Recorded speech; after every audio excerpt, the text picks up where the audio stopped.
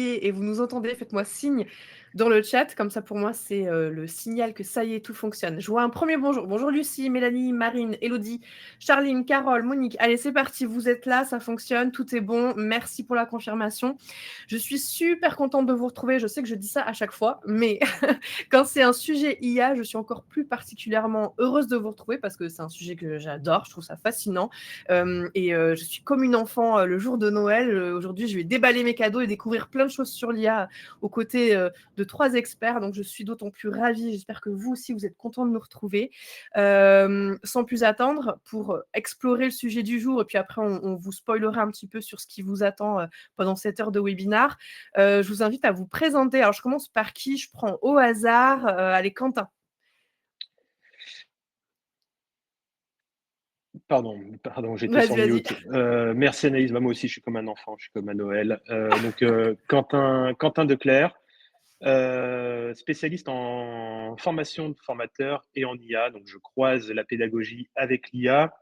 Je suis formateur indépendant, j'interviens très régulièrement pour Comody. Je suis référent pédagogique sur cette formation IA et formation que vous pouvez retrouver dans le catalogue sur le site de Comody. Parfait, super. Merci à toi. Amélie, qui est parmi nous. Merci Amélie d'être là. Est-ce que tu peux nous dire un petit peu qui tu es, ce que tu fais de beau? Ah oui, je comprends pourquoi le micro a bugué de Quentin. J'ai cliqué 2 fois, ça a mis du temps. Faut attendre un petit peu. Alors moi, je suis Amélie Raoul et je suis chercheuse en IA générative et ma thèse, elle repose essentiellement sur tout ce qui est enjeux éthiques bialgorithmiques et la relation homme-machine qu'on entretient avec l'intelligence artificielle.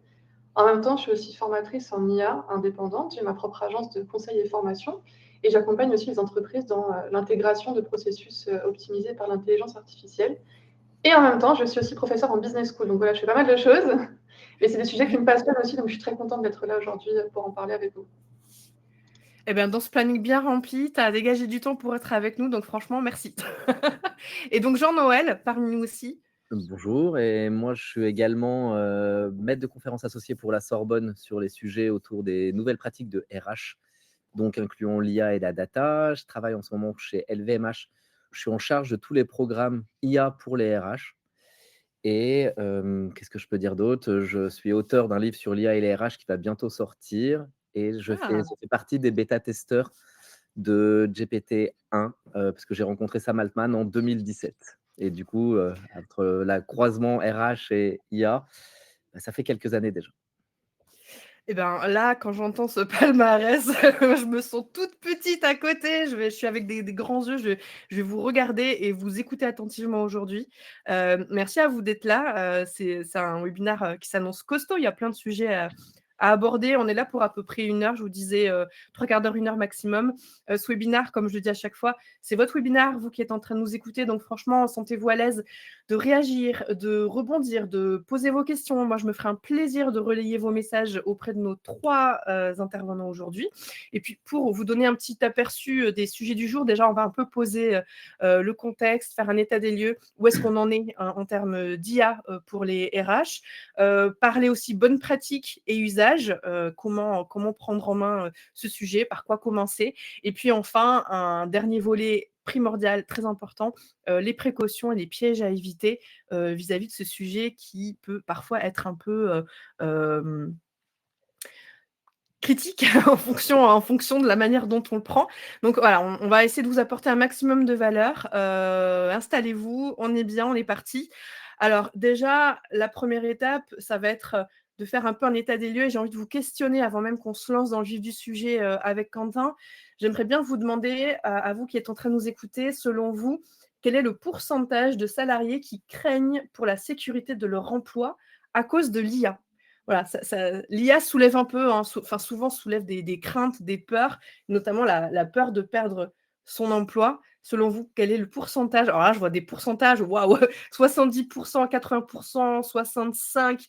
Je vois irrationnellement 85%, ok. Je vois du 10, du 30. Il y a vraiment de tout. Hein. C'est on a une offre très large. Bon, c'est très varié.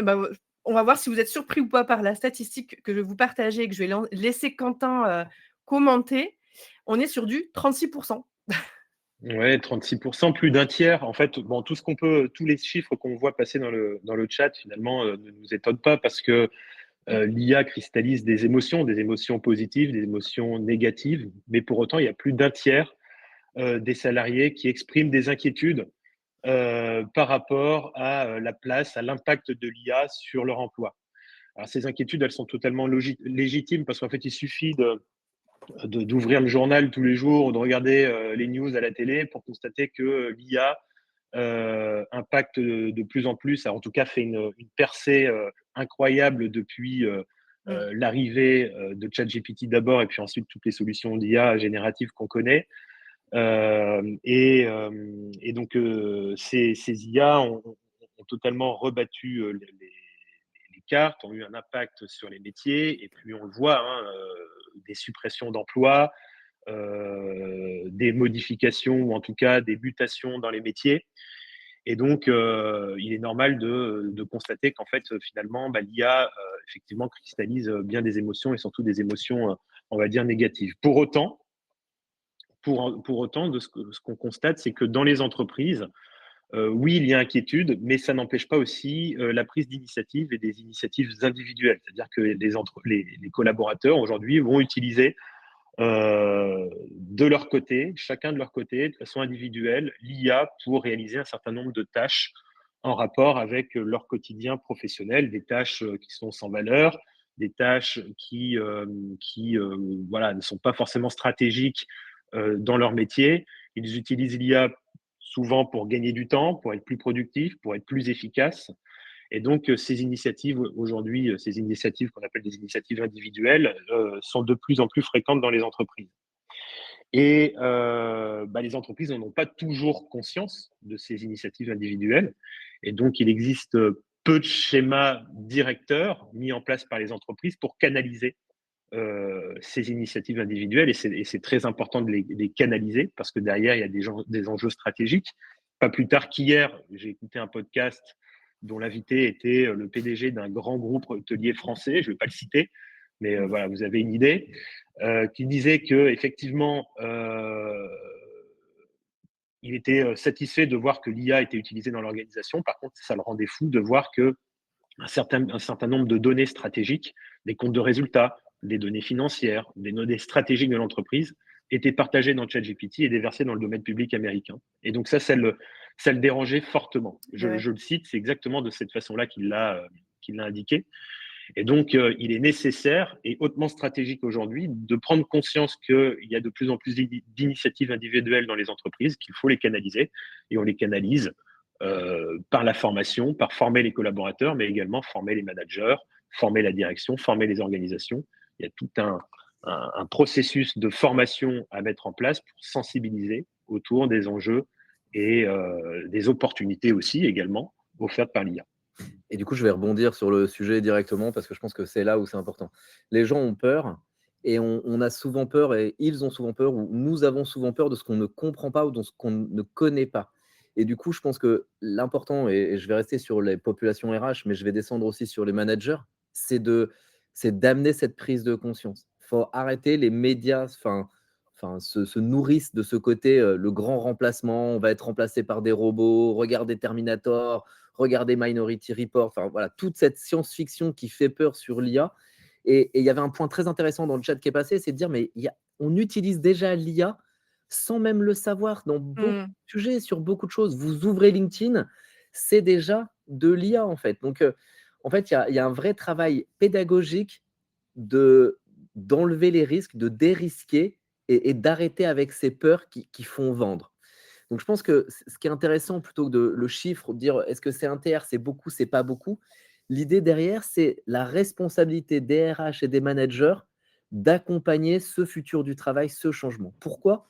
Parce que clairement, et on est là aussi pour en parler, l'IA, c'est pas juste est-ce qu'on y va, est-ce qu'on n'y va pas. En fait, le futur est sous IA. C'est une évidence. Il n'y a pas de j'en prends un petit morceau ou pas. C'est comme ça.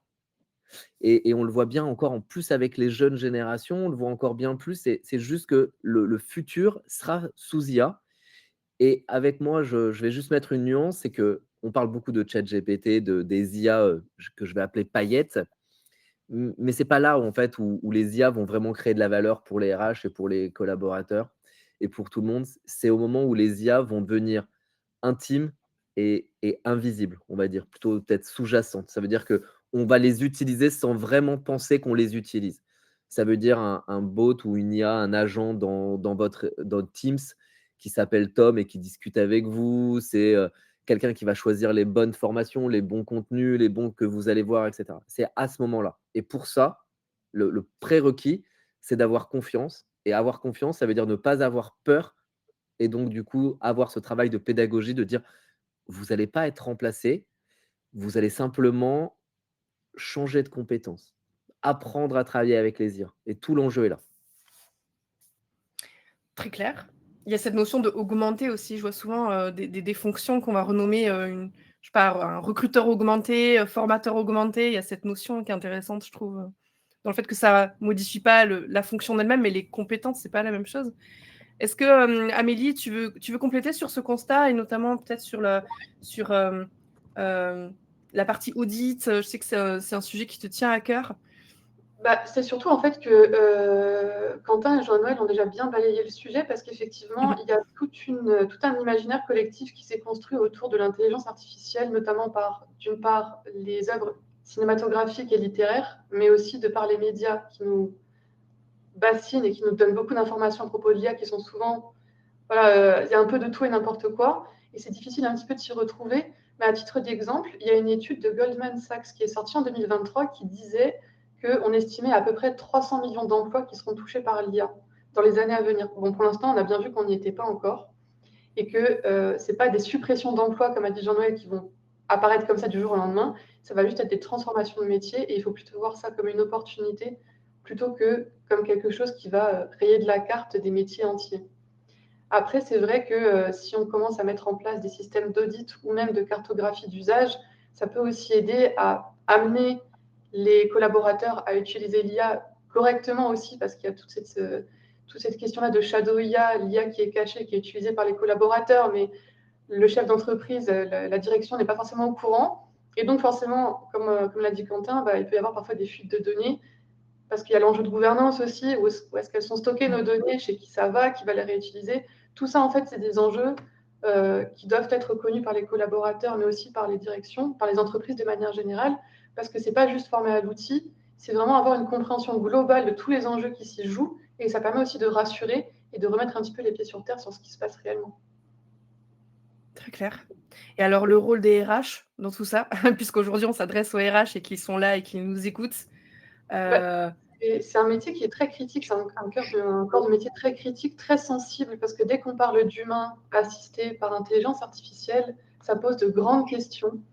Et c'est là que la supervision humaine, elle doit être constante et elle doit être obligatoire, et que le pouvoir décisionnel de l'IA ne doit jamais rester uniquement centré sur l'IA, mais elle doit être vraiment accompagnée d'humains.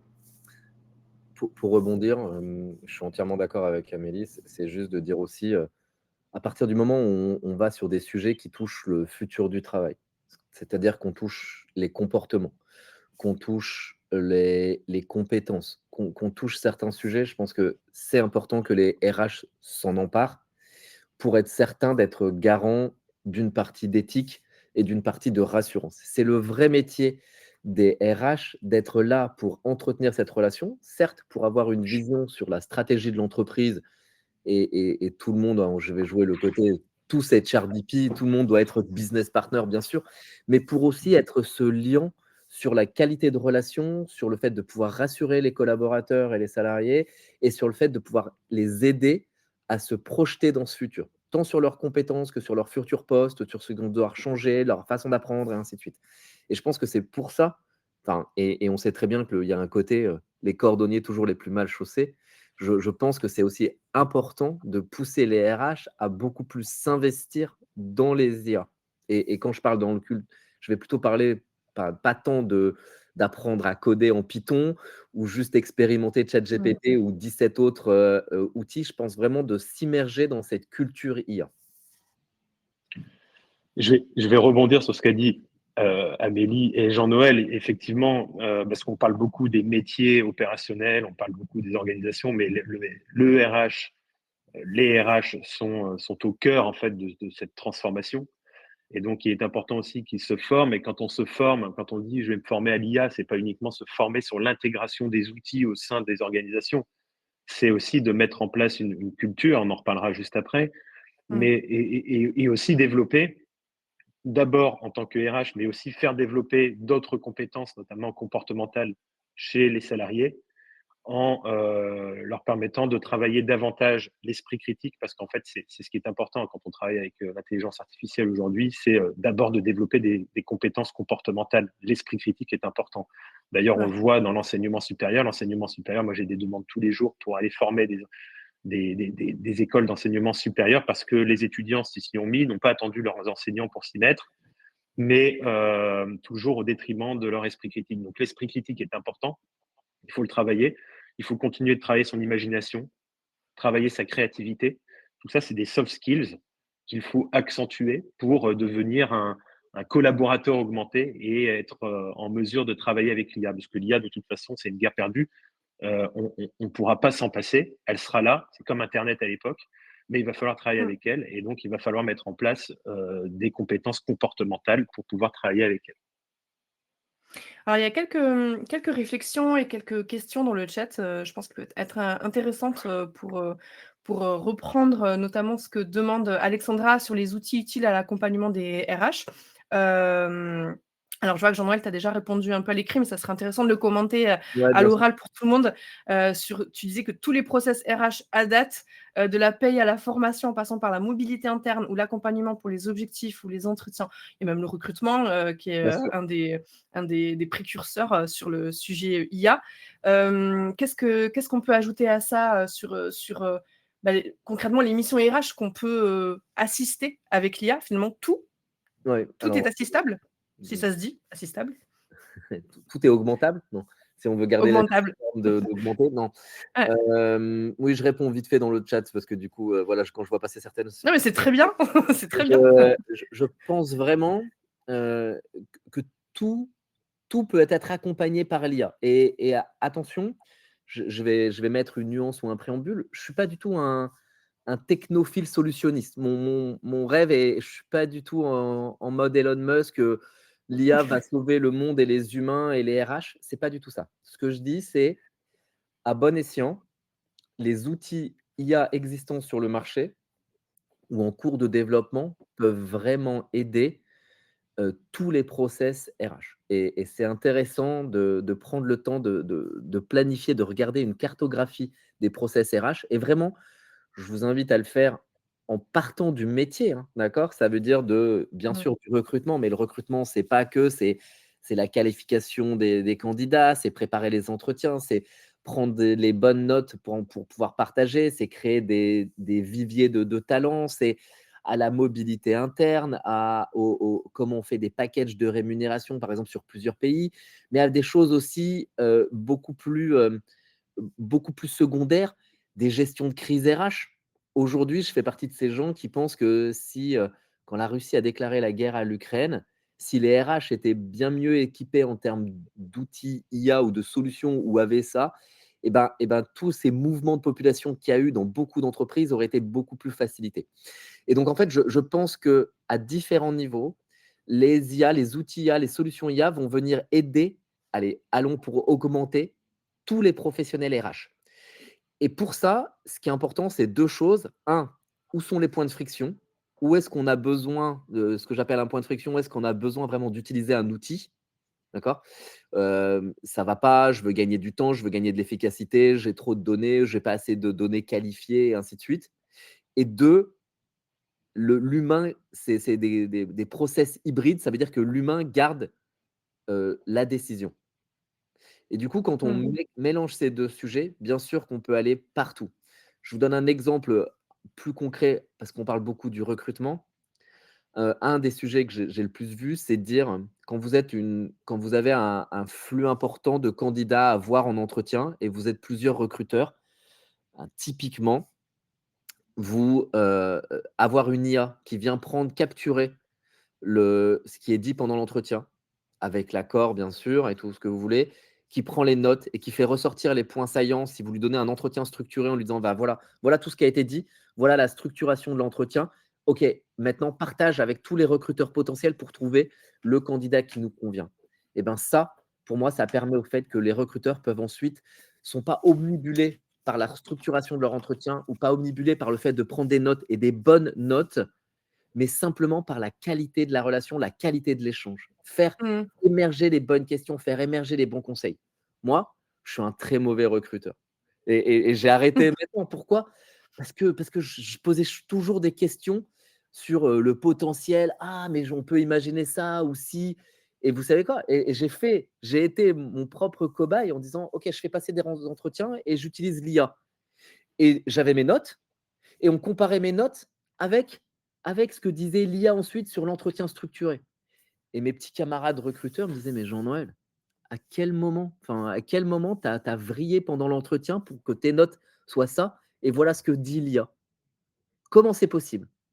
Ben, en fait, j'arrivais même à biaiser mes propres notes pour montrer que peut-être, bah, j'avais déjà une projection de mon candidat potentiel. Voilà.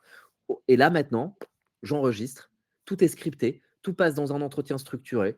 Il n'y a pas de biais, enfin, il n'y a pas de biais. Non, pardon, je vais refaire ma phrase. Il n'y a pas mes propres biais d'humains qui parfois sont potentiellement, peut-être plus grands que ceux et tous mes et du coup, quand on voit des candidats, ben, on s'assure d'une plus grande égalité des chances. Bah, aujourd'hui, mon process qui inclut l'IA, qui est un process hybride humain et IA, il est bien plus orienté vers l'égalité des chances et vers une vraie diversité. Je ne dis pas qu'il est Mmh. sans biais, je dis juste que derrière, il est bien plus ouvert et bien plus Mmh. Très clair. Est-ce que je peux vous proposer qu'on passe sur la partie, pratique et usage? J'ai vu à plusieurs reprises dans le chat des personnes, questionner sur, les outils, quels outils, concrètement on peut utiliser? Alors peut-être qu'on en abordera aussi, dans cette partie, mais là on va faire, je pense, plus un focus sur, la formation, notamment l'individualisation de la formation.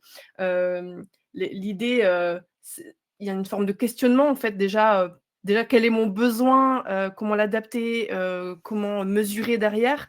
Hem, Est-ce que, Quentin, je te laisse, Oui. faire cette entrée en matière sur ce sujet, de la formation plus spécifiquement? Ouais, le sujet de l'individualisation de la formation, il n'est pas nouveau, hein. Il existe bien avant l'arrivée de ChatGPT et des autres solutions. On parlait d'abord à l'époque et on en parle toujours d'ailleurs, ça s'est développé, mais d'adaptive learning. L'adaptive learning, c'est quoi? C'était adapter, et ce l'est toujours d'ailleurs, adapter le contenu de la formation en fonction du rythme, en fonction du besoin, en fonction des objectifs de l'apprenant. C'était une manière de personnaliser les apprentissages en fonction des acquis existants, en fonction de la progression aussi de l'apprenant. Donc, l'IA était déjà embarquée dans un certain nombre de solutions pour faire de l'adaptive learning.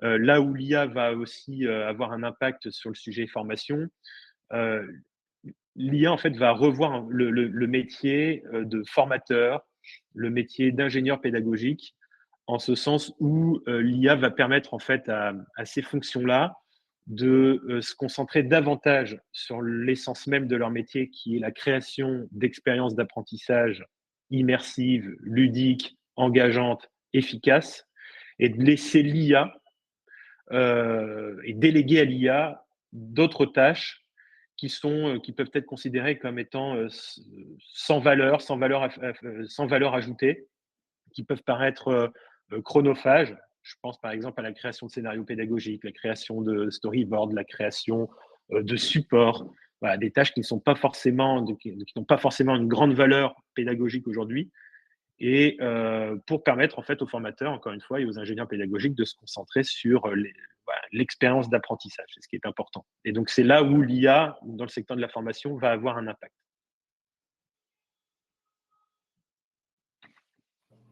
Est-ce que Jean-Noël, tu aurais des exemples à nous partager, de mise en place de parcours sur mesure comme ça, adaptés, Et pour heu revenir et pour rebondir sur ce qui a été dit, qui est très juste, hein, ça n'a pas un besoin de réinventer la roue. On parle d'adaptive learning depuis des années déjà et c'est vraiment important mmh, de vraiment de le remettre. En fait, l'une des vraies recherches premières de l'IA, c'est cette hyper personnalisation. Et pour donner un exemple de l'hyper personnalisation, c'est juste de dire, on rêve, tout le monde rêve d'une IA qui dit voilà, moi dans 2 ans, j'aimerais être directeur marketing au Japon d'une société de conseil. Et voilà, et que l'IA nous dise bah, Jean-Noël, voilà, en fonction de ce que tes compétences actuelles, voilà ton programme sur les 2 prochaines années de formation. Voilà ta montée en compétences sur les 3 sujets prioritaires. Bah, tu dois mieux te structurer sur le marketing, tu dois comprendre la culture japonaise et tu dois être plus fort sur les publicités sociales. Très bien. Voilà comment on va faire. Et en fonction de ton temps et ton agenda, je vois que tu as un quart d'heure cette semaine, tu vas commencer avec un module d'un quart d'heure. Et voilà. Ah, et je vois sur ton profil d'apprentissage que tu n'es pas très fan de vidéos. Donc, ben voilà, je vais te mettre un premier texte et on va faire un quiz ensuite dessus. En fait, ce rêve-là, il est chez toutes les entreprises de formation. C'est de l'hyper-personnalisation en fonction de l'existant, donc diagnostic personnel de voilà mes compétences et je suis capable de qualifier mes compétences actuelles, donc mon différentiel de progression, de personnalisation en fonction de mon agenda. Et ça, c'est pas simple. C'est là, ça veut dire que j'ai la main, je donne la main sur là je peux pas. Et en plus, avec cette disponibilité, je rajoute derrière la disponibilité d'esprit de dire je peux pas caler. C'est pas parce que de midi à 13h, je suis libre qu'automatiquement, il faut me caler 1 heure. Il faut me caler 1 heure de formation en tant que telle. J'ai peut-être que 30 minutes parce que je vais avoir 30 minutes pour déjeuner ou pour souffler parce que j'ai un quart d'heure de retard, un quart d'heure, etc. Donc, hyper personnalisation en fonction de l'agenda et donc adaptation de la temporalité d'apprentissage et adaptation, hyper personnalisation sur le profil d'apprentissage. Typiquement, moi, j'aime pas les vidéos, je préfère lire. J'ai un petit frère, il passe sa vie sur YouTube et donc, et personnellement, lire, c'est pas son truc et c'est OK, il apprend avec une vidéo. Mmh. Et tous les deux, si on reçoit le même contenu tous les deux, 50% d'échecs. Bon, ben voilà. Donc, comment on adapte en fonction du profil d'apprentissage de la personne. Ça, aujourd'hui, il n'existe pas du tout d'IA qui propose tout, juste des morceaux ou des tentatives, mais on va vers quelque chose comme ça. Aujourd'hui, on est plutôt sur sur de la personnalisation de temporalité. Donc, on voit qu'on commence à structurer. Alors, je passe sur le snack learning, etc. Comment on arrive à bien découper des formations pour produire. Sur des profils d'apprentissage, les grandes écoles, Harvard, la Sorbonne, essayent de te trouver, de qualifier les profils d'apprentissage et c'est en train d'avancer sur le sujet.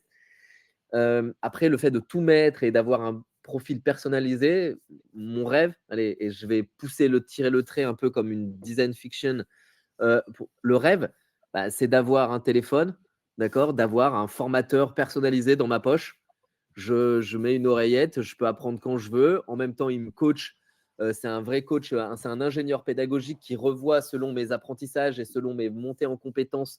Il revoit les formats des cours, il revoit les quiz. Il s'adapte à ce que je vis au moment où je le vis, si j'ai du temps, moins de temps. Il s'adapte à ce que je lui réponds. Et en même temps, il me coach pour me dire allez, Jean-Noël, vas-y, baisse pas les bras. Continue ta série, continue d'apprendre sur le marketing. Tiens, regarde, ça pourra. Il fait un lien avec ce que je peux faire pour pratiquer, parce qu'on sait très bien qu'une formation sans pratique, bah, ça ne va pas non plus, et ainsi de suite. Et du coup, Mais pardon, Jean-Noël, du coup, je t'écoute et je vois les réactions dans le chat ouais, et je moi suis en aussi, train de me j'allais dire, répondre. mais du coup, qu'est-ce qui devient Quentin, tu vois, qui est formateur? Alors, Quentin, il devient quoi? Il devient c'est lui qui pense en amont l'ingénierie pédagogique, comment on arrive à bien qualifier ces montées en compétences. Il peut intervenir justement pour entraîner le coach formateur. Il peut intervenir parce que, et c'est là où je vais rejoindre Laura, c'est le côté ultra productif. C'est pour ça que j'ai appelé ça une design fiction. C'est pas tout à fait de la science-fiction, mais ça, c'est pas un futur désirable. Ça nous fait pas tous rêver. Je suis entièrement d'accord. Oui, Et je vois ça dans le chat. et je suis d'accord, c'est intéressant et flippant à la fois, mais Oui. justement, c'est de dire comment on arrive à recréer ça, comment on arrive à hybrider pour utiliser justement ce genre de choses et ne pas perdre le moment où Quentin va nous appeler pour nous dire: «Jean-Noël, là, je vois bien que tu as décroché depuis 15 jours. Qu'est-ce qu'on peut faire? Peut-être que Mmh. viens rejoindre une session collective que je vais animer Et parce que du coup, quand tu seras avec tes pairs, ça sera ça sera plus riche. Il y aura justement des échanges que tu peux pas avoir avec une IA. Et justement, c'est l'ajout de ce côté IA. Je suis seul, je comble mes temps d'immort et derrière avec un humain qui va animer une session collective et tout ça. Pour moi, c'est pas du tout la mort de Quentin. Je et tant mieux. C'est Non, justement de savoir comment on va pouvoir Ni faire d'Amélie, mais, vous mais- êtes tous enseignants, donc. mais je voudrais juste partager mon point de vue et pour donner une orientation à ceux qui nous écoutent, comment on fonctionne, notamment sur le sujet formation. En fait, l'IA, c'est bien, mais c'est pas non plus la baguette magique. D'accord. Aujourd'hui, c'est vrai qu'on en parle beaucoup. Il suffit d'aller sur les derniers salons RH pour constater que l'IA, il y en a partout, dans les conférences, sur les stands. Et dernièrement, je suis allé sur un salon et je me suis rendu compte, enfin, je suis sorti de là et j'avais un peu, j'étais un petit peu, pas abasourdi, mais en tout cas un sentiment de malaise parce que quand je suis sorti de là, je me suis dit, mon Dieu, on parle d'un métier de ressources humaines et on a tendance à mettre le côté humain de ressources humaines au second plan pour mettre en avant l'IA. Sauf que l'IA, il faut bien rassurer ceux qui nous écoutent, sauf que l'IA, ce n'est pas une baguette magique. Et quand on veut mettre en place l'IA, il faut avoir une structure, en tout cas, il faut avoir une méthode. Tout est une question de méthode. La première méthode, la première chose à faire, c'est de déterminer les cas d'usage. Pourquoi on a besoin de l'IA sur tel geste? Pourquoi on a besoin de l'IA sur tel métier, sur telle tâche? Pourquoi on pense que l'IA va nous faire gagner du temps? Pourquoi on pense que l'IA va nous permettre de gagner en efficacité, va nous permettre de gagner en créativité? Donc, c'est d'abord de déterminer tous les endroits où on perd du temps déjà sans IA. Une fois qu'on a déterminé ces cas d'usage, c'est se dire, voilà, est-ce que l'IA est cohérente sur ce cas d'usage? Non, on trouve des solutions. Oui, on creuse et on va chercher les outils. Et puis ensuite, il va falloir aller chercher les outils, il va falloir les tester, il va falloir aussi échanger avec les collaborateurs et puis le généraliser ensuite lorsqu'on aura vu que cette IA aura effectivement un impact sur un cas d'usage précis. Mais il ne faut pas chercher à mettre l'IA absolument partout. L'idée, c'est pas en faire un gadget, c'est d'en faire véritablement une avancée, d'apporter une valeur ajoutée. Et donc, moi, je ne suis pas convaincu que l'IA peut se généraliser sur l'ensemble des cas d'usage. Il faut sélectionner d'abord les cas d'usage très précis, typiques, et ceux qui sont utilisés dans la vie quotidienne, quasiment tous les jours, qui font perdre du temps. Et l'IA est certainement une réponse, mais pas que. Et il faut bien en avoir conscience. Parce que là, aujourd'hui, quand on regarde le marché, on a l'impression que l'IA, c'est révolutionnaire et que ça va changer absolument plein de choses. Mais il faut aussi savoir garder le côté pragmatique de l'humain. Et l'humain sait s'adapter, sait apporter des réponses et n'est pas forcément obligé de passer par l'IA pour trouver des solutions à ces problèmes. Très clair. Et alors, je vois des réactions dans le chat. Quelqu'un disait, en fait, on peut parler simplement d'adaptive learning avec l'intégration de l'IA. C'est comme tu disais tout à l'heure, Jean-Noël, c'est pas réinventer la roue finalement, c'est juste intégrer des nouveaux outils pour se libérer peut-être des tâches un peu chronophages et répétitives pour justement pouvoir allouer plus de temps sur des choses qui ont de la valeur. Et j'ai vu à plusieurs reprises des personnes du coup inquiètes suite à ce que tu disais tout à l'heure, Jean-Noël, et qui soulevait le quid du collectif, de l'intelligence collective. Et je pense que ça va être intéressant, ça va permettre de faire un lien avec le sujet suivant, et notamment comment diffuser une culture IA au sein des entreprises. Et je sais que, Amélie, tu avais envie de nous parler notamment d'ateliers d'acculturation. Ça passe aussi par ça, finalement, de renouer avec cette intelligence collective. C'est aussi de travailler autour d'une culture, comme on l'avait évoqué un peu plus tôt dans le webinaire. Amélie, est-ce que tu peux un peu justement, peut-être rassurer ceux qui nous écoutent sur cette inquiétude autour du manque du collectif et de l'intelligence collective, et puis comment embarquer et travailler la culture autour de l'IA? Alors, juste pour rebondir très rapidement en quelques phrases sur ce qui a été dit là, qui était super Ouais, intéressant. vas-y. Deux points de vue différents, mais en fait, la question là de la formation avec l'intelligence artificielle, ça fait des années et des années effectivement qu'on en parle. On en parle beaucoup aussi dans l'éducation. Ça fait longtemps qu'on essaye de remplacer un prof par un robot ou un prof par une IA. Et en fait, il y a eu beaucoup d'études qui ont été menées à ce sujet. Et effectivement, on ne peut pas pour l'instant encore remplacer un être humain qui est diffuseur et vecteur de savoir dans l'apprentissage de certaines compétences et de certaines choses. Maintenant, c'est vraiment un appui et un levier, un soutien pour l'enseignant, le formateur, en tout cas celui qui délivre le savoir, pour préparer en amont son contenu, pour le délivrer, pour assurer un suivi post-formation ou post-enseignement.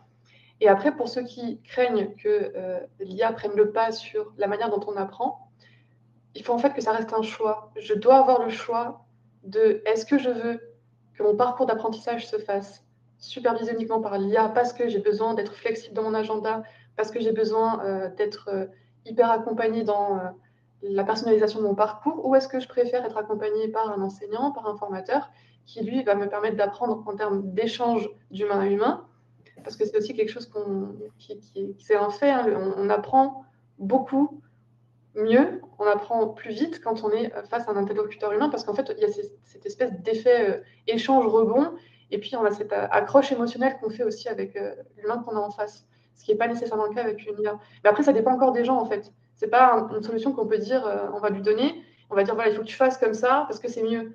Ça dépend vraiment de tous les profils, parce qu'on n'a pas les mêmes capacités cognitives, pas les mêmes capacités d'apprentissage, pas les mêmes envies, pas les mêmes besoins. Et du coup, tout ça, ça va se retrouver aussi donc, dans les entreprises, pour revenir au sujet de maintenant. Comment est-ce qu'on diffuse une culture IA au sein des entreprises? Déjà, il faut que ce soit une action collective. Et là où je rejoins la question qui a été posée, quid de l'intelligence collective, c'est à ce moment-là en fait que l'intelligence collective elle va rentrer en jeu. C'est pas l'entreprise ou uniquement les ressources humaines ou uniquement un secteur où voilà, il faut que ce soit vraiment collectif, que ce soit une collaboration entre plusieurs acteurs différents et surtout que les collaborateurs soient divers et variés, donc de genres différents, d'origines différentes. Tout ça, c'est très important parce qu'on n'a pas les mêmes valeurs non plus à ce niveau-là, donc on n'aura pas la même vision de l'IA, on n'aura pas les mêmes choses à dire. Et il faut vraiment que ce soit cette action-là collaborative qui va ensuite tracer une espèce de carte de route des usages, à quel moment on l'utilise, pourquoi, dans quel but, qu'est-ce qu'on peut faire, qu'est-ce qu'on ne peut pas faire, et toujours garder un espèce de référentiel humain, une supervision humaine pour accompagner dans ces démarches-là. Donc la culture IA, ça part déjà de l'humain, ça prend en compte tout le monde, vraiment tout le monde, et après on réfléchit ensemble à comment est-ce qu'on fait avec l'arrivée de l'IA, qu'est-ce que ça va changer aussi, rassurer, et évidemment la partie formation c'est essentiel.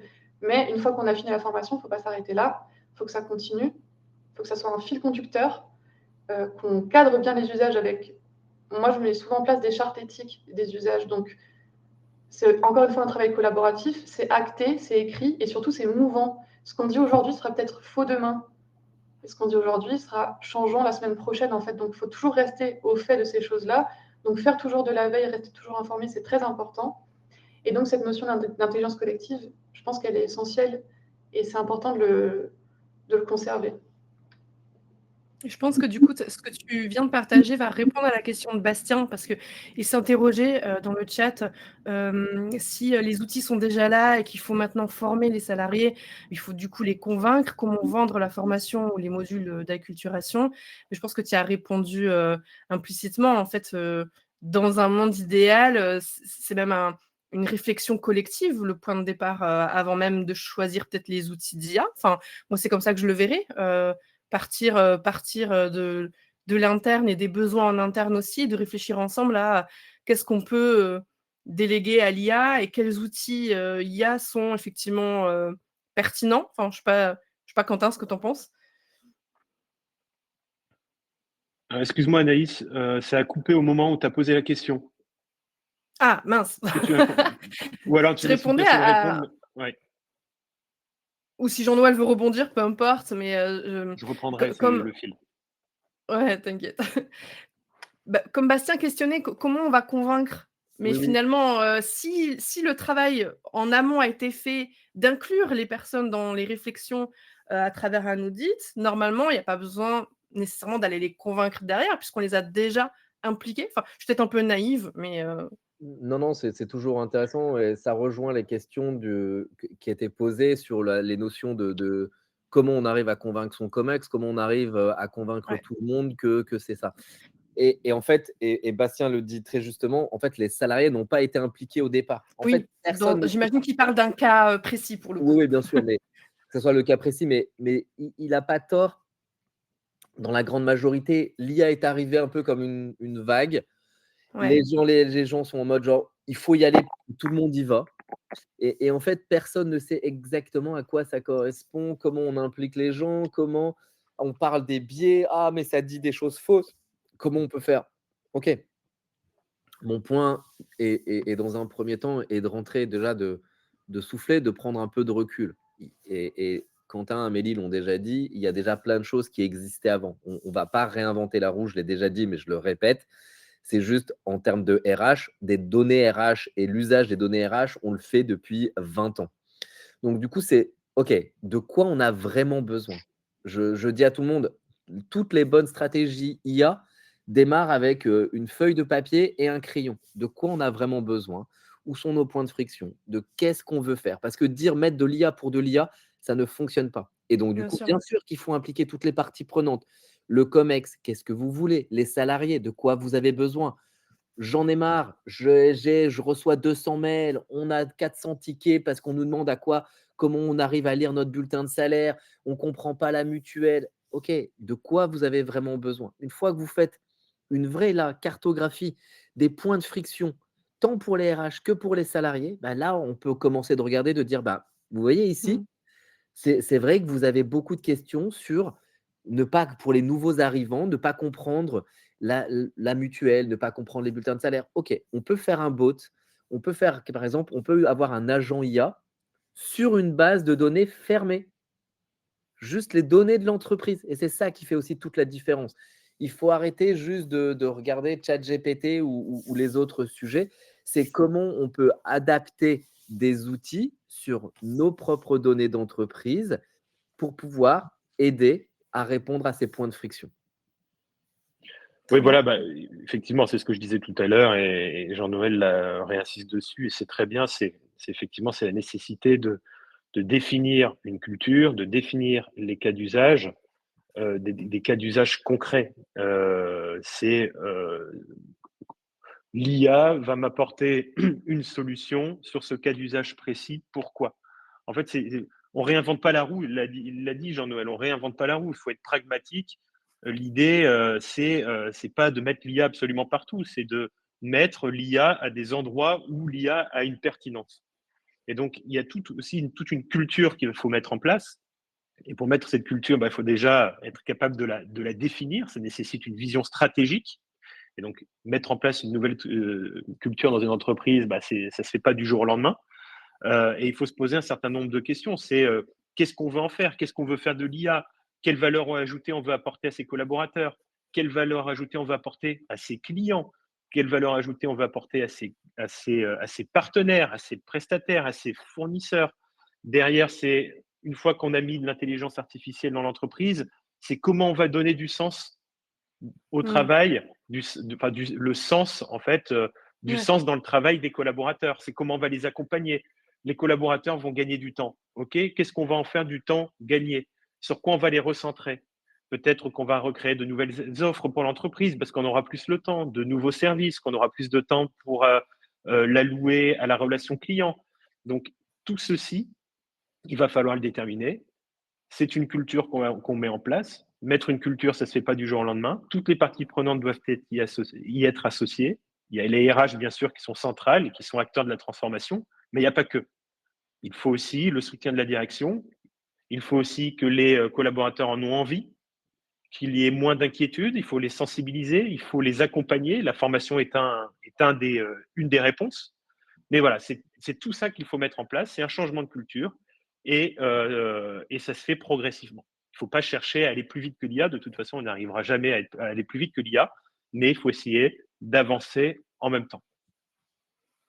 Très clair et du coup, ça me permet de faire du lien aussi avec, les process RH qu'on pourrait revisiter à l'ère de l'IA. Tout à l'heure, Emmanuel, dans le chat, demandait: «Est-ce que vous pouvez nous indiquer des outils disponibles pour nous en tant que RH?» Mais peut-être qu'on peut même aller plus loin et partager quelques bonnes pratiques, liées à des process RH que l'on peut, heu, IAtiser. Je sais pas, il y a pas de mot pour ça, mais qu'on peut faire basculer vers l'IA. Très très brièvement sur ce point-là, parce qu'après il nous restera, quand même un peu de temps pour, parler des précautions et des pièges à éviter. Donc, en deux trois mots sur, des bonnes pratiques et outils, est-ce que vous avez des idées à partager? Et puis après on avancera sur les précautions. qui se lance? Ok, c'est toujours compliqué de parler d'outils parce que selon l'environnement, l'industrie, la taille et tout ça, moi je vais être très pragmatique. Aujourd'hui sur le marché, il existe suffisamment d'outils gratuits pour faire des tests et des expérimentations, même Ouais, pour des PME ou grandes entreprises, hein, et j'en suis la preuve. Moi, tous les pilotes qu'on fait, on le fait avec des tests gratuits. On d'accord. ferme, on le configure différemment, mais voilà. Donc, des outils aujourd'hui, moi, je vais dire plutôt que de te faire les bons outils, c'est comment on fait. C'est de bien comprendre ce qu'on veut dire. Donc, c'est d'apprendre à bien parler aux IA et tous les services, toutes les solutions. On peut dire prompter parce que c'est à la mode, mais l'idée, c'est vraiment comment j'interagis, comment je mets un cadre structurant et structuré à mon IA pour lui demander de faire quelque chose. Donc ça, c'est la première chose. Ensuite, sur les outils, bah, moi, je vous dis attention quand même parce que, enfin, voilà, c'est toute cette partie, j'allais dire, derrière d'éthique, et on va revenir sur le sujet, ou de décision, ou de confidentialité des données, on en a parlé un peu. Enfin, voilà, on fait Ouais, des on va y tests. venir.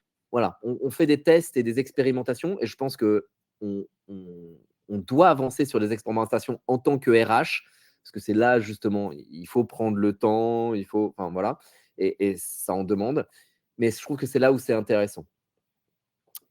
N'oubliez pas que les outils, j'allais dire de base, et je vais prendre dedans toutes les IA classiques, ChatGPT, Claude, Gemini, et je vais mettre Mistral dedans. Au moins ces 4 là, vous pouvez leur faire plein de choses, d'accord? Il y a des choses très compliquées, mais honnêtement, avec ces 4 là, de base, vous pouvez structurer des choses pour avoir des référentiels de compétences, un premier plan, un événement RH, du contenu.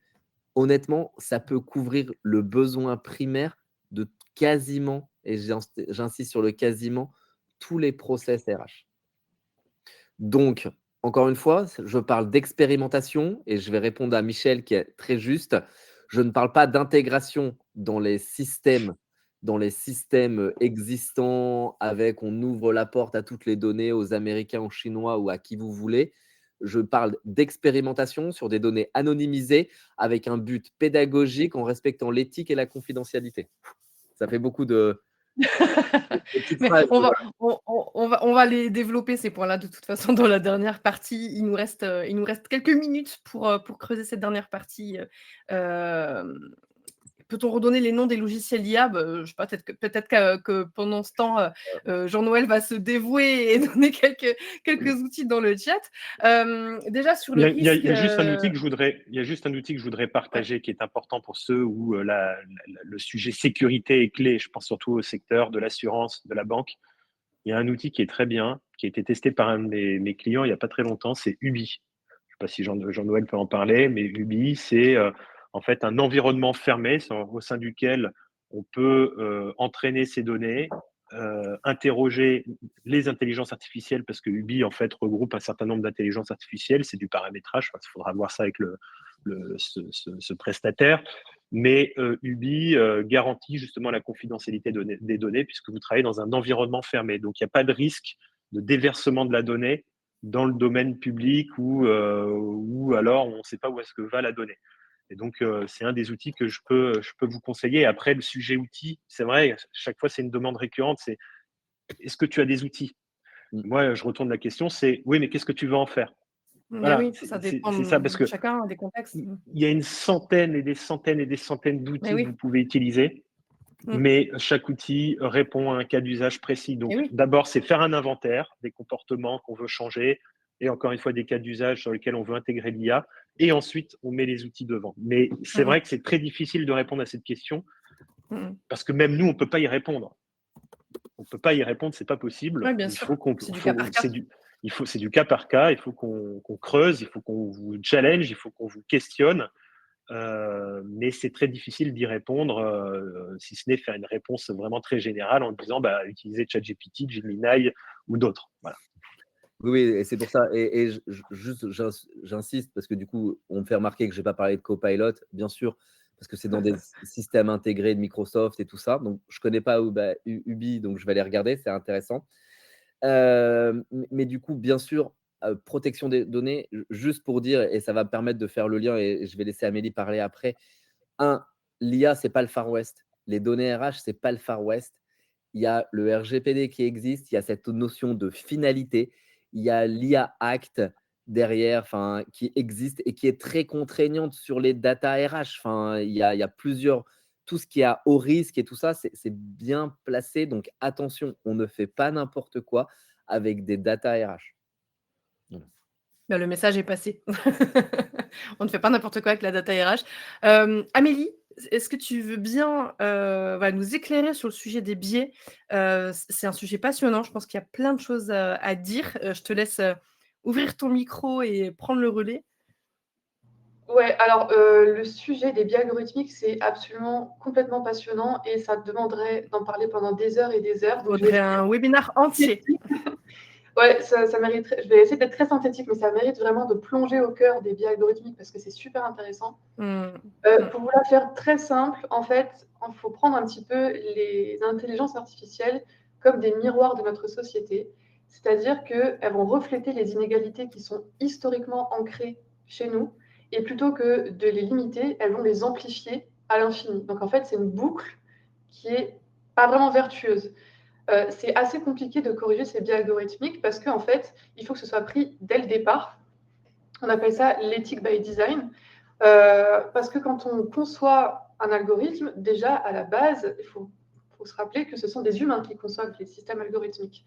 Donc quand le groupe d'humains qui va construire ce système algorithmique-là n'est composé par exemple que d'une seule et même population, admettons des hommes occidentaux du même âge, issus à peu près de la même classe sociale, dans la conception même de l'algorithme, c'est des choses qui vont se retrouver forcément, dans une moindre mesure, hein, mais ça va forcément se retrouver.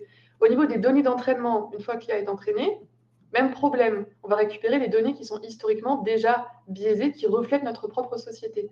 À savoir que l'éthique appliquée à l'IA, ou même l'éthique de manière générale, c'est pas un truc qui est figé et c'est pas quelque chose qui est universel. Chaque culture, chaque individu, chaque pays a sa propre éthique, a ses propres valeurs, à ses propres systèmes moraux, et donc forcément, ça va se retrouver aussi dans les intelligences artificielles, de manière assez logique.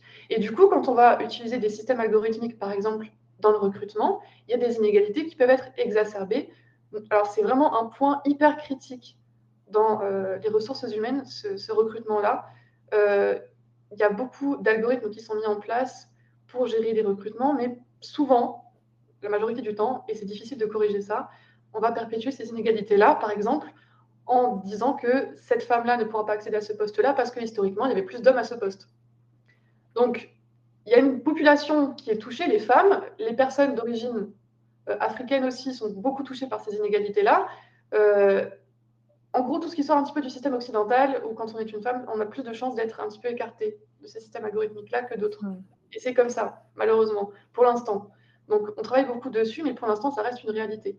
La plupart des étudiants que j'ai en cours sont très inquiets à ce sujet-là et ils ont eu beaucoup de conseils à propos des photos qu'ils mettent sur leur CV. On leur dit d'enlever les photos pour éviter que l'algorithme ne détecte que ce soit une personne noire, une personne blanche, une personne d'origine indienne, bref.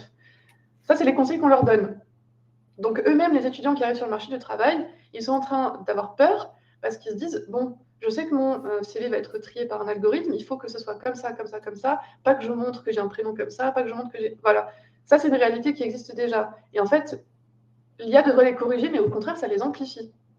Et ça a été le cas, par exemple, chez Amazon, qui est un exemple qu'on donne un peu à chaque fois, mais c'est l'exemple assez générique. En 2018, ils ont été épinglés parce que dans leur système de recrutement, ils écartaient systématiquement des femmes au détriment d'hommes parce que sur les données historiques, ce poste-là ou ces postes-là en particulier étaient plus occupés par des hommes que par des femmes. Donc automatiquement, l'algorithme va plutôt choisir un homme qu'une femme. Ça se retrouve assez souvent. Et ça se retrouve aussi beaucoup dans les systèmes de reconnaissance faciale aussi. Il y a un petit Compass qui a été développé aux États-Unis et qui a été épinglé aussi parce que c'était censé détecter les personnes qui pourraient potentiellement commettre un crime ou un délit. Sauf que ça a complètement exacerbé les inégalités raciales et du coup, l'algorithme détecter plus rapidement, plus facilement qu'une personne noire allait être capable de commettre un délit, un crime, qu'une personne blanche, par exemple. Ça, c'est vraiment problématique. Et c'est pas possible, en fait, que les pouvoirs décisionnels comme ça, aussi importants sur la base de nos propres... d'où on vient, en fait, de nos origines et de qui on est, ce soit pris par des intelligences artificielles. Donc là, c'est très compliqué. Après, au niveau des biais, il y a aussi beaucoup d'autres choses qui sont très intéressantes dont on pourrait parler, mais il y a nos propres biais aussi cognitifs qui rentrent en compte. Nos biais de confirmation, le fait que quand on a une chose qui est dite par une IA, on le croit plus facilement que quand c'est dit par un humain, par exemple, dans certains cas, parce qu'il y a des biais cognitifs qui font que on fait plus confiance à des systèmes d'intelligence artificielle. Bon, il y a beaucoup de choses en fait dont on pourrait parler, mais en tout cas, c'est une réalité. À savoir aussi que les IA sont capables d'halluciner, donc elles sont capables de faire on va dire des mensonges. Elles disent des choses qui sont fausses, elles disent des choses qui paraissent vraies, mais qui sont fausses. Et quand on lui pose la question, c'est sûr, elle va nous dire oui. Et après, en creusant, on se rend compte que ben non. Donc ça, c'est un risque aussi qu'il faut savoir. Donc beaucoup de choses à dire. Mais en tout cas, ce qui est sûr, c'est que plus le temps avance et plus on encadre ces choses-là et plus on prend en compte dans la conception même de l'IA toutes ces choses-là et ensuite aussi dans le déploiement et les usages, on le prend aussi en compte. Donc voilà pour la courte explication sur les biais algorithmiques. Je ne sais pas si Quentin et Jean-Noël ont une chose à ajouter. Je vais rebondir sur un sujet parce que quand on parle d'Amazon, on parle du côté homme-femme qui est très clair et qui a été montré. Ce qui est intéressant justement, c'est de voir aussi en ce moment les biais sur le côté agisme, sur l'âge. À partir du moment, alors faut pas oublier qu'en entreprise, vous avez 45 ans, vous êtes un senior. Et du coup, derrière, ce qui est hyper intéressant, c'est de voir comment l'IA est en train de dire, quand on regarde certains profils, de dire, ah bah non, cette personne, elle a plus de 50 ans, donc c'est terminé, le côté digital automatiquement, etc. Et donc, en fait, c'est pas que des choses flagrantes, ça peut être juste, on pousse moins, partout où il y a les mots digital ou IA, eh ben, il va moins recevoir certaines offres ou certains contenus, parce qu'on va penser que c'est moins intéressant pour lui. Et justement, c'est par petites touches. Ne croyez pas que les biais arrivent que on discrimine les personnes noires ou les personnes blanches ou les femmes ou les hommes. Ça, on commence à en prendre conscience. Et je ne dis pas que tout est résolu, je dis on en prend conscience plus facilement. Maintenant, on va arriver sur des discriminations beaucoup plus diffuses et ce qui vont poser vraiment problème. Et on peut même ajouter sur le sujet des biais que, en fait, c'est entre guillemets normal, on en a tous. Le tout après, c'est d'essayer de le conscientiser et potentiellement même de se sensibiliser à ce sujet pour gagner en objectivité, essayer de les atténuer en tout cas. Quentin, je pense que tu voulais compléter avant qu'on dérive après sur les risques pour la conclusion de ce webinaire. Moi, je vais surtout insister sur la fracture numérique parce que Yes. il y a eu une révolution numérique il y a quelques années. Il y a une nouvelle révolution numérique qui aujourd'hui se profile, enfin qui est déjà là d'ailleurs. Donc attention aussi à la disqualification d'un certain nombre de collaborateurs sur le sujet de l'IA. Il faut les accompagner. Il y a des collaborateurs qui ont déjà été disqualifiés dans le sens où ils ont été, en tout cas, exclus de la précédente révolution numérique. Ils risquent d'être exclus à nouveau de cette nouvelle révolution. Donc l'accompagnement, il est important. La sensibilisation, elle est importante. Il faut y aller step by step. Ça ne sert à rien d'aller vite, encore une fois. C'est step by step, c'est de l'accompagnement, c'est de l'acculturation, c'est une nouvelle langue étrangère. Et comme toute langue étrangère, ça ne prend pas du jour au lendemain. Donc il faut pratiquer, voir comment ça réagit, développer des mécanismes, des automatismes quand on s'adresse à l'IA. Et après, ça va venir naturellement. Mais il ne faut pas s'en inquiéter. Mais voilà, ça se fait de façon progressive et ce n'est pas juste après ce webinaire que vous deviendrez des cracks en IA. Loin de là, c'est de l'acculturation et c'est une mise en place d'une culture progressive dans l'entreprise. Et c'est une culture. C'est important, je rebondis sur les derniers mots. C'est vraiment une culture. C'est pas que apprendre à prompter, ça ne suffit pas. C'est une vraie culture. et de droit. Quelqu'un parlait de droit à l'erreur, de modalités d'apprentissage, de compréhension des biais. On parle beaucoup dans le chat d'esprit critique, mais en fait, tout le monde botte un peu en touche parce que c'est très compliqué définir ou monter en compétence sur de l'empathie ou de l'esprit critique. C'est de l'expérience, c'est d'essayer, c'est se tromper, c'est vérifier ses sources, c'est mieux comprendre, c'est supprimer ces points d'aveuglement, etc. C'est compliqué. Donc voilà. C'est parfait parce que je voulais garder le sujet de l'esprit critique en Pardon. conclusion. Bah, tu vois, tu me l'as amené sur un plateau et du coup, Catherine, elle soulève, une question qui est «drôle» entre guillemets parce qu'elle dit: «Mais OK, mais s'il faut vérifier et croiser, les sources et cetera pour garder son esprit critique, pour challenger l'IA, alors en quoi on gagne du temps alors?» C'est elle est drôle la question et en même temps, elle est légitime. On peut se dire: «Bah oui, effectivement». Qu'est-ce que vous avez à répondre? Et ça sera, je crois, la conclusion de ce webinaire, Amélie, Quentin, Jean-Noël. Qu'est-ce qu'on peut répondre à Catherine? Alors moi du coup, en fait, c'est une question de je vais répondre, ce sera ma conclusion. Enfin, je vais faire une conclusion en 2 temps, en réponse à la Vas-y. question et ensuite ma première conclusion sur ça, c'est en fait, il faut bien se qualifier ce qui est reproductible. Voilà. Donc en fait, on vérifie une première fois, on entraîne. J'allais dire, prenez les IA comme des enfants, alors ou des jeunes stagiaires qu'on apprend, on les éduque, on leur On doit les apprend, on leur met superviser. un cadre. On sait qu'ils vont faire des bêtises et c'est acceptable et c'est OK. Mmh. On leur apprend, on supervise, on leur refait, on leur redit comment faire, on vérifie. Mais à un moment, ces petits stagiaires, et ils vont sortir des choses bien. Ils nous font gagner du temps. Ça, c'est ma première chose. Et ma deuxième Mmh. chose, c'est ma conclusion. Et après, moi aussi, je dois filer. C'est de dire, s'il vous plaît, gardez en tête toutes ces notions d'éthique. En tant que RH, vous êtes responsable de tous les points. Vous êtes responsable de dérisquer. Et quand je parle de dérisquer, vous dérisquez les peurs d'être remplacé, vous dérisquez les biais, vous dérisquez l'accompagnement ou la non-compréhension des modèles, des sujets.